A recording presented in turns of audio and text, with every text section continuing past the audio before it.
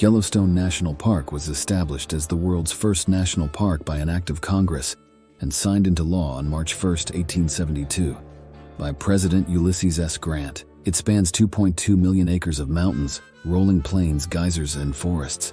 Over the history of Yellowstone National Park, there have been several incidents. Since 1872, deaths related to hot springs are more than double that of bears and bison combined.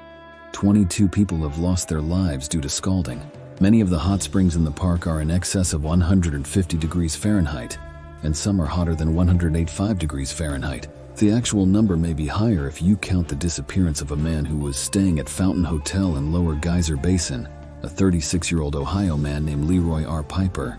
On the night of July 30, 1900, he was a guest at the hotel. According to historian Aubrey Haynes, on that night, Mr. Piper ate his dinner, bought a cigar at the stand in the lobby, and stepped out into the night, where he vanished utterly.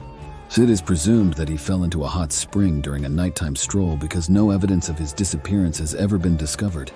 At least one death and numerous severe injuries have been a result of off-leash dogs jumping into springs and their owners trying to save them.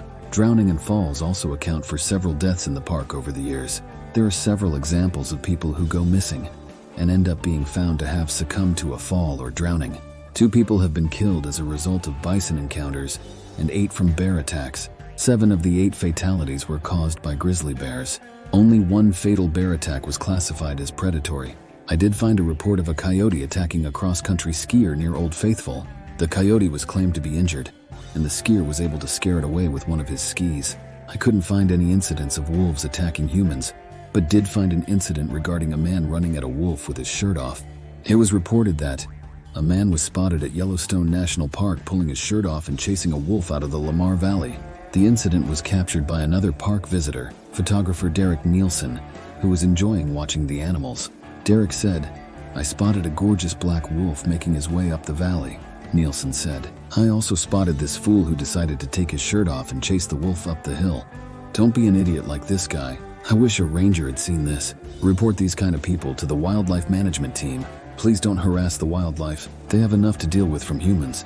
Traffic-related incidents remain to be the most common cause of injury or death in Yellowstone.